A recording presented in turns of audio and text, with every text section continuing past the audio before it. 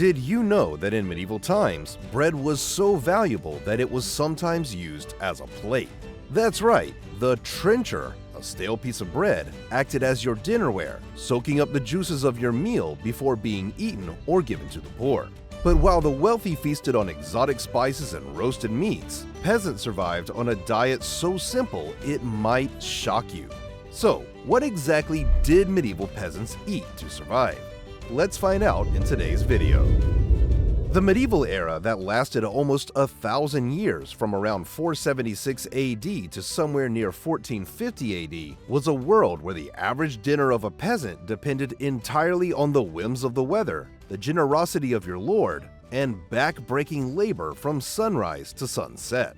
In this era, life was a constant battle for survival, especially for the poorest, who worked in fields owned by their lords. These lords hoarded the best lands, while farmers worked tirelessly only to hand over most of their harvest as rent or taxes. Even worse, many people were forced to work for free on church lands, a practice called tithe labor. They also had to give 10% of their harvest, grain, vegetables, or livestock to the church as a tithe. Sadly, most of this food went to waste, left to rot in storage, or eaten by mice and rats. This happened because the church often collected more than it needed, leaving peasants with less to feed their families. Chapter 1: The foundation of their diet: bread. Bread wasn't just food in medieval times, it was life. For peasants, up to 80% of their daily calories came from bread. It was baked at home or also in communal ovens. But not the fluffy stuff we know today. Their loaves were dense, chewy, and made from barley, oats, or rye. Rye bread is even still popular today in countries like Germany. Wheat was reserved only for the rich.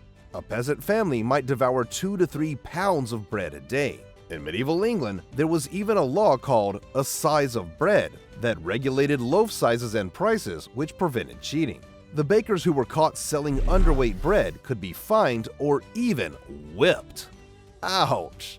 The bread that went stale wasn't wasted. It was used as a plate called a trencher. It would soak up juices from the meal before being given to the poor or dogs. Chapter 2: Meat, a rarity. Meat was like gold for medieval peasants. Rare, precious, and definitely not a daily treat. While nobles gorged on meat varieties like venison, boar, and swan, peasants might snag a bite of meat just once a week, if they were lucky.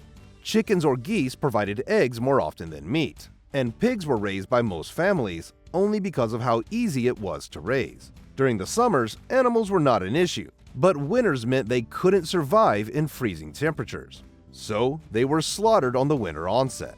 Cold weather helped preserve the meat, and even then, most of it went to the lord of the manor. Hunting was not possible because forest laws banned peasants from hunting deer or rabbits on royal land. Poachers risked fines, imprisonment, or worse. So, what little meat peasants ate was usually tough, salted pork or bacon, stored for months. Fresh beef was a luxury, and a single cow could cost 4 to 6 shillings, nearly a month's wages for a laborer. And let's not forget the church rules. Peasants couldn't eat meat on 150 plus days a year, meaning every Friday to honor Jesus' death, and all of Lent, which are the 40 days before Easter. Chapter 3: Fish, a religious obligation. Fish was a big deal in medieval times, thanks to the church's strict fasting rules. On the days when meat was off the menu, fish was the go-to protein. Herring, cod, and eels were common, often salted, dried, or pickled to last months without spoiling. For peasants living near rivers or coasts, freshwater fish like pike or trout were a rare treat, eaten fresh when possible. But for most, fish meant stockfish, a rock-hard dried cod that needed soaking before cooking. Wealthier peasants might afford smoked or salted fish, while the poor made do with whatever scraps they could get. It wasn't glamorous, but fish kept hunger at bay during those long, meatless fasts during religious events. If you ask me, it's a lot better than another bowl of watery porridge. Chapter 4: What the nobility were eating. While peasants scraped by on bread and porridge, medieval nobility feasted like every meal was a royal banquet. Their tables were filled with different roasted meats like beef, venison, boar, and even some exotic dishes like swan or peacock, often served with their feathers reattached for dramatic effect. An Italian recipe book of 1549 describes how to make a pie so that the bird survived and flew out when it was cut open. Can you imagine? Spices like pepper, cinnamon, and saffron were sprinkled liberally on food to show off wealth. Fresh white bread, made from finely sifted wheat, replaced the coarse loaves peasants ate. Nobles also enjoyed sugared almonds, marzipan, and spiced wines, while peasants could only dream of them. Meals called alms were given to the poor as charity, but it was hardly enough to fill hungry bellies. For the nobility, food wasn't just sustenance, it was a display of power, wealth, and privilege. Enjoying the shocking diets of medieval times? Then smash that like and subscribe button harder than a peasant smashing old bread. There you go. Thank you. Now, let's see what else those folks were eating back then. Chapter 5: Dairy, the everyday protein. Dairy was a lifeline for medieval peasants, but it wasn't exactly the fridge-friendly kind we know today. Fresh milk spoiled quickly, so it was often turned into cheese, butter, or curds. These were staples that could last for months. Cheese especially was a protein powerhouse, made from cow, goat, or sheep milk. Butter, stored in wooden barrels or pots, was a luxury and often sold to pay for rent. For those who couldn't afford cows, almond milk was a popular alternative, especially during Lent. Whey, the liquid left after cheese making, was even used in soups or drunk as a cheap protein source. While nobles enjoyed creamy custards and rich cheeses, peasants relied on simpler dairy products to survive. It wasn't glamorous, but it kept them going. Chapter 6: Drinks. Ale over water. In medieval times, water wasn't the go-to drink. Ale was.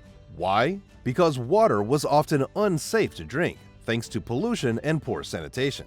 Ale was commonly brewed from barley and was a safer option because the brewing process killed off harmful bacteria. It was also cheap and filling, often called liquid bread because it provided calories and nutrients. Peasants drank it daily, and even kids had their fair share of a lighter, watered-down ale. It was so important that some workers were paid partially in ale, and it was a staple at every meal. For the wealthy, wine was the drink of choice, imported from France or Italy and spiced for extra flair. But for most people, ale was life. It wasn't as strong as modern beer, about 1 to 2% alcohol, so you could drink it all day without getting drunk. Chapter 7: Fruits and Vegetables. Fruits and veggies were a big part of medieval peasant life, though they didn't have the variety we have today. Cabbage, onions, leeks, and turnips were everyday foods, usually thrown into stews or soups. They also picked wild greens like nettles or sorrel to mix things up.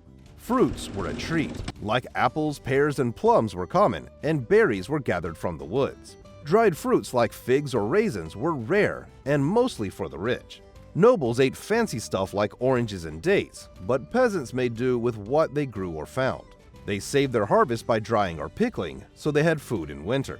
Some fruits were even turned into jams or preserves, but sugar wasn't so common, so honey was often used instead. It wasn't exciting, but fruits and veggies gave them the nutrients they needed. Chapter 8: Sugar. As I said, sugar was like gold. It was rare, expensive, and a symbol of wealth. We have it in all shapes and forms today, but back then, it was a luxury only nobles could afford. Most sugar came from the Middle East or Mediterranean and was imported at sky-high prices. A single pound could cost 2 to 3 days' wages for a peasant. There were two main types: loaf sugar, which came in hard cones and had to be grated, and powdered sugar, used for fancy desserts. Honey was the common sweetener for peasants, but nobles flaunted their status by using sugar in everything: spiced wines, marzipan, and even sugar sculptures at feasts. Sugar was also sometimes used as a medicine, believed to cure everything from headaches to stomach aches. Chapter 9: Pottage. Pottage was the ultimate medieval comfort food. It was a thick, hearty stew that peasants ate almost daily.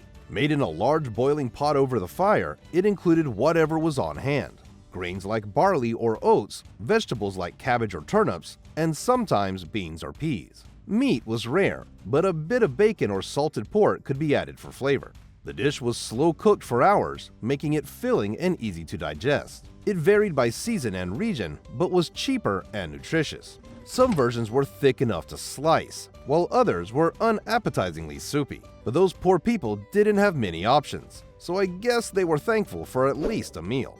Which medieval food fact shocked you the most? Let me know in the comments. Don't forget to share this video with your friends. Thanks for watching, and I'll see you in the next one.